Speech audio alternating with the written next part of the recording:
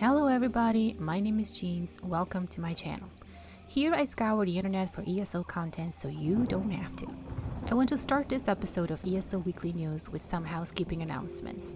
I have taken a long break from YouTube and ESO because I was frustrated with the direction the game was taking.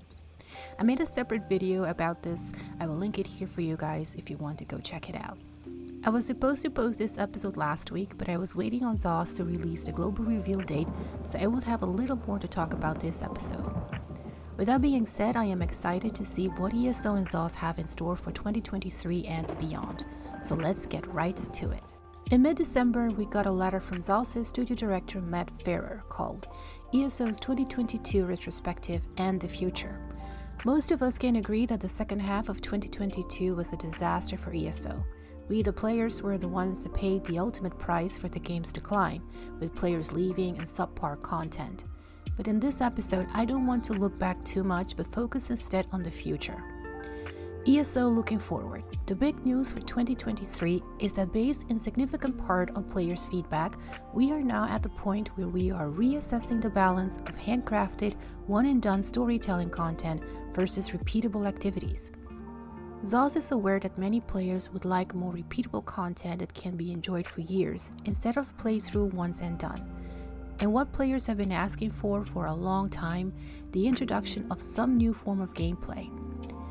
Given the above, 2023 will see us moving away from the year-long adventure, 12-month storylines that we have featured since 2019 Season of the Dragon.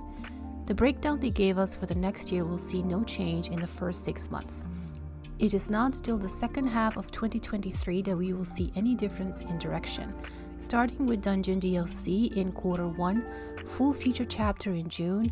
In Q3 we will see some quality of life improvements and bug fixes, and in Q4 a new system.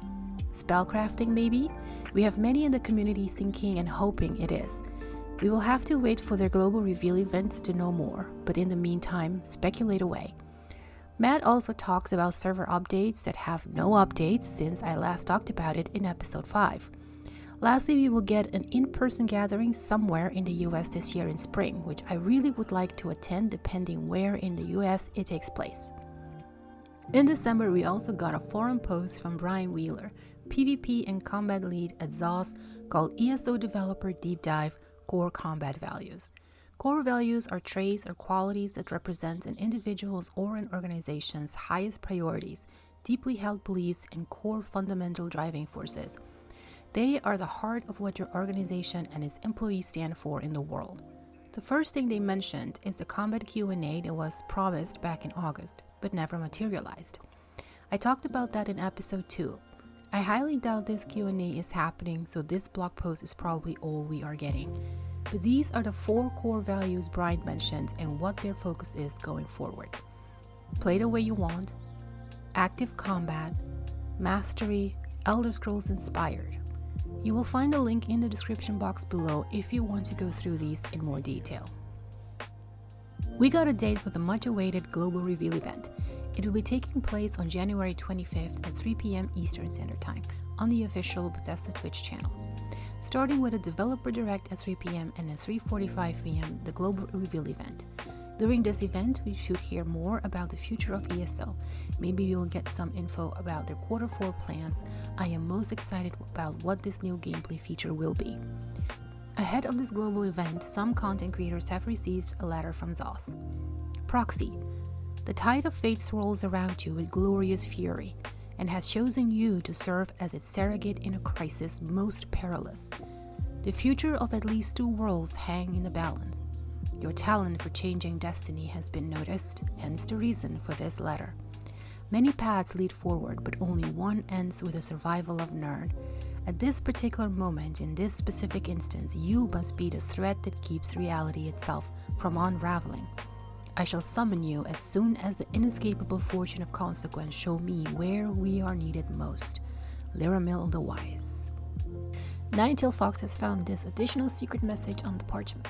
According to test benefactor, this is a symbol of Hermus Mora, Daedric Prince of Fate.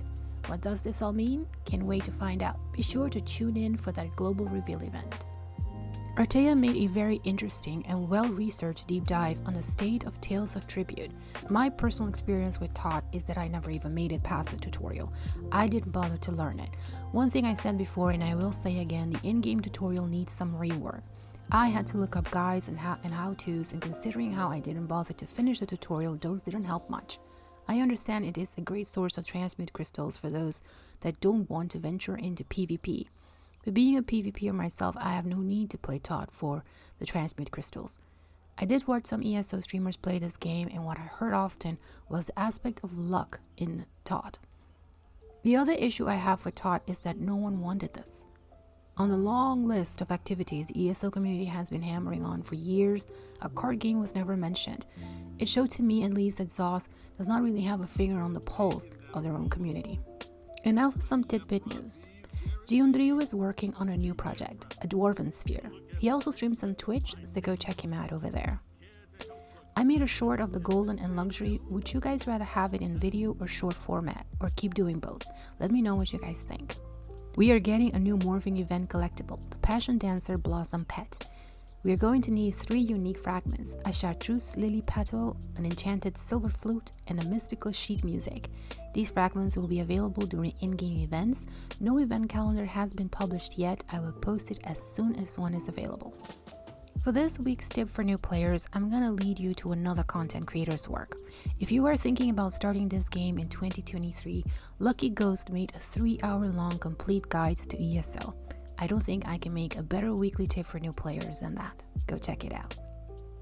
That is it for this week, guys. I want to thank you again for your patience and apologize for the lack of episodes. That being said, I will see you next week with more ESO Weekly News. Bye!